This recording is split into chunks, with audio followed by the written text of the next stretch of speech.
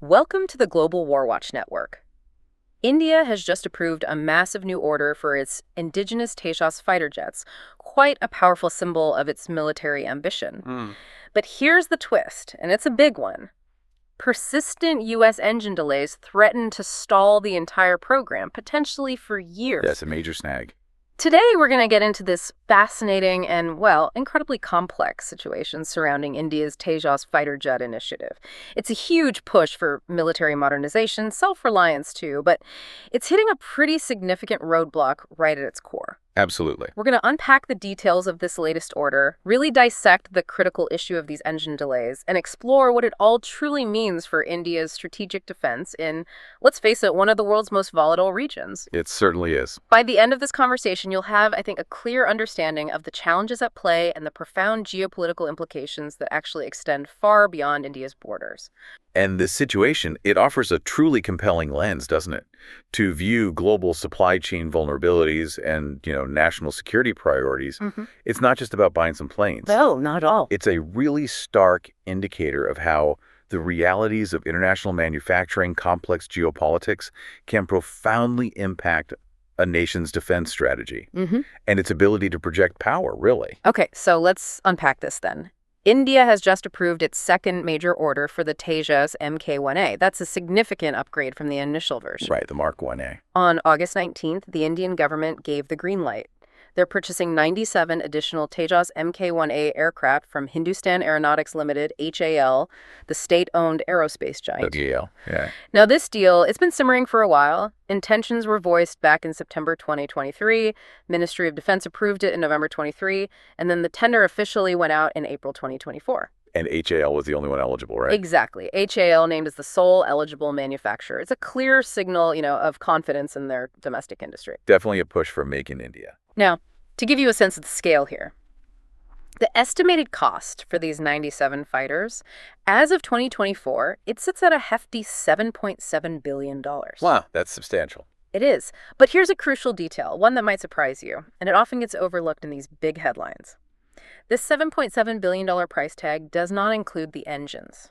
Okay, that's key. Those are procured entirely separately. And the specific point about the engines, it's incredibly telling. Because while this order, it emphatically signifies India's strong commitment to its Make in India defense initiative. Which is a huge national policy for them. Exactly. Boosting domestic manufacturing, reducing reliance on foreign imports. It also highlights a significant paradox. On one hand, yeah, it's a powerful statement, national pride, strategic self-reliance. But on the other hand, the fact that the engines, the very heart of these modern fighters, are bought separately, it immediately points to a crucial kind of deep-seated dependency. An Achilles heel, almost. You could say that, yeah, in an otherwise ambitious indigenous project. Yeah. And that's where this story gets really interesting and, frankly, quite concerning. The critical hurdle for this massive program isn't the airframe, it seems. It's the U.S.-made F404-GE-IN20 engine from General Electric. It's a GC engine, right? In June 2025, HAL actually publicly accused General Electric of failing to meet delivery schedules for these very engines. Publicly? That's quite a step. It is. And it has already caused significant delays in Tejas production. And look, these aren't new issues either. These are the same engines needed for an earlier batch, remember? 83 Tejas jets ordered back in 2021. Right. So this problem has been brewing. And, to understand the gravity of this, we need to appreciate just how complex modern jet engine manufacturing is. It's not simple stuff. Not at all. Developing a high-performance jet engine is maybe the most difficult, most expensive part of military aviation. It often takes decades longer than designing the actual airframe itself. Decades. Yeah. The F404-GE-IN20, it's a proven engine, it's robust, but it represents a certain generation of technology. It's reliable, sure, but the bottleneck isn't its design per se. It seems to be industrial capacity of the supply chain. So GE just can't make them fast enough. Well, when HAL points fingers at GE, it's probably not just a simple commercial dispute. It reflects a broader global challenge, I think. Even a powerful industrial nation like the U.S. can struggle to meet demanding defense production timelines. And that impacts its allies. And the current situation just underscores how severe that struggle is. As of August, India had only received 2 engines from GE. 2. Out of how many needed for the first order? Well, they need 83 pairs eventually for that first order, plus spares. So 2 is not much. The promise is for a third by early autumn, followed by only 2 engines per month thereafter. 2 a month. That's incredibly slow. Let that sink in. 2 engines per month. Okay. Let's talk consequences, real-world consequences. At this rate, it could take more than 3 years just to build the remaining, 80 or so aircraft from that first Tejas order back in 2021? 3 years, just to finish the first batch. Right. And for this new order of 97 fighters, production might not even begin until, say, 2028. 2028. Even if HAL ramps up to its stated maximum capacity, they say 24 Tejas jets per year completing this new contract wouldn't happen until 2032, at the earliest. 2032, that's a long way off when you're facing immediate threats. And wait, there's more. To compound the issue, the actual deal for these new 97 engines, it hasn't even been signed yet. So they've ordered planes they don't have signed contracts for the engines for yet. Seems that way. It's like a procurement treadmill where the finish line just keeps moving further away. This timeline, it isn't just an inconvenience on some spreadsheet, is it? It's a strategic liability.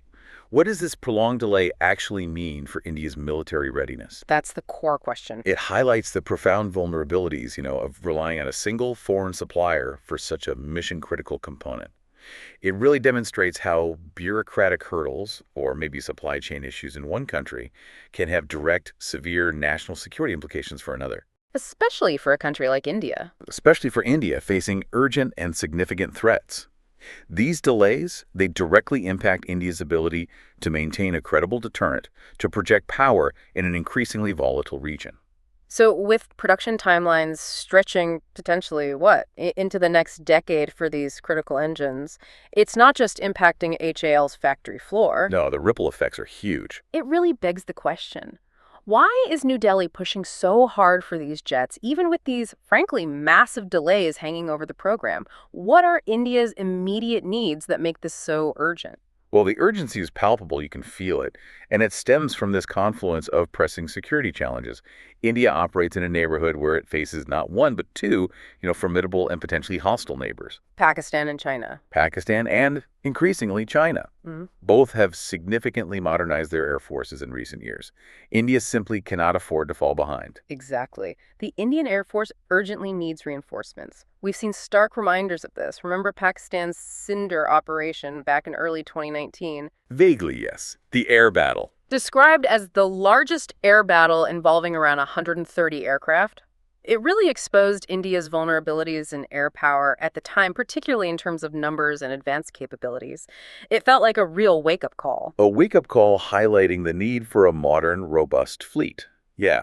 And beyond recent combat stuff, India also faces the imminent and pretty critical retirement of its aging MiG-21 fleet. Ah, the MiGs. Icons, but old. Icons, exactly. But they already had limited combat capability, and their decommissioning, well, it's going to reduce squadron strength to an all-time low, just 29 units. 29 squadrons. For a country that size. For India's size and the threats it faces, that's a massive gaping hole in its defensive capabilities. It leaves the IAF operating way below its sanctioned strength, severely impacting readiness for potentially a two-front conflict scenario. And that two-front scenario is absolutely crucial, while Pakistan remains, a persistent concern. Always has been. The bigger picture threat is undeniably China. India has ongoing, unresolved territorial disputes along that shared high-altitude border. Right, the LAC. Exactly. And the Chinese People's Liberation Army Air Force is rapidly modernizing. They're deploying advanced fifth-gen fighters, sophisticated air defense systems. So these delays in the Tejas program, they aren't just an inconvenience. No. They directly impact India's ability to maintain a credible conventional deterrence against a far more formidable adversary.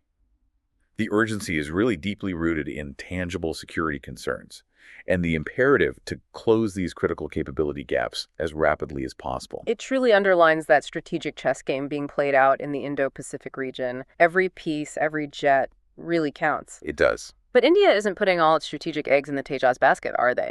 While grappling with these delays, New Delhi is also actively pursuing other avenues to bolster its air power.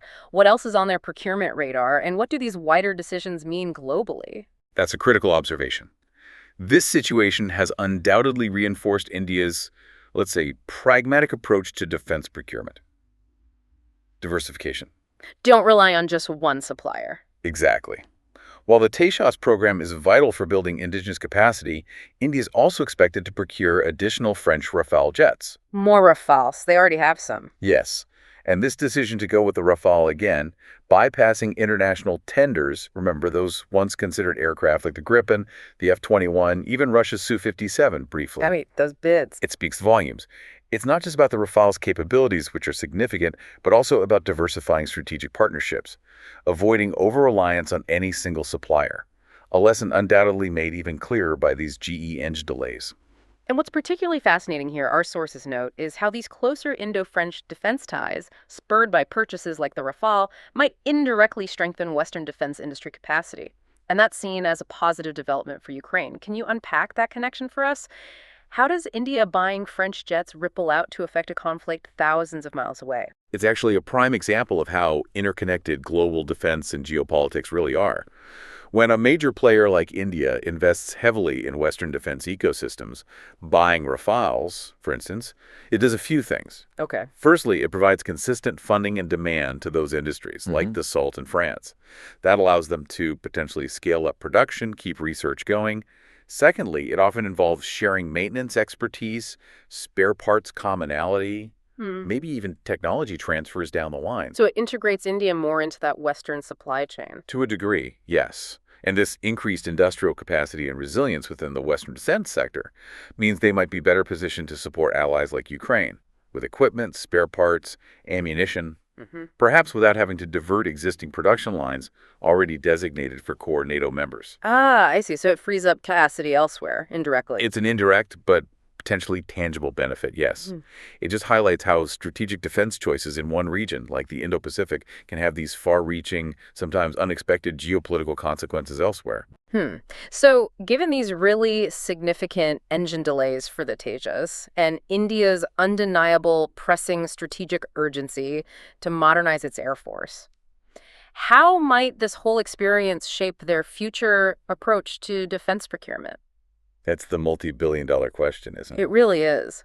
Will this push them even harder towards full indigenous development, including, the incredibly challenging task of building their own advanced jet engines, get rid of that dependency entirely? The holy grail of self-reliance. Or will it force a complete reevaluation of their foreign partnerships, maybe lead to even greater diversification, perhaps a shift in who they fundamentally rely on for critical tech? Could go either way.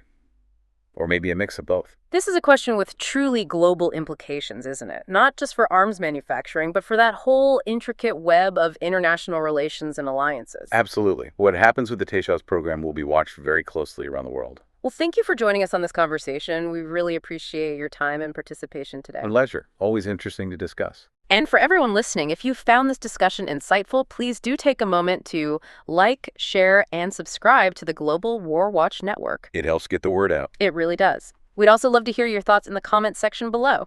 And you can join us on social media. All the links are provided in the description. Thanks again for tuning in.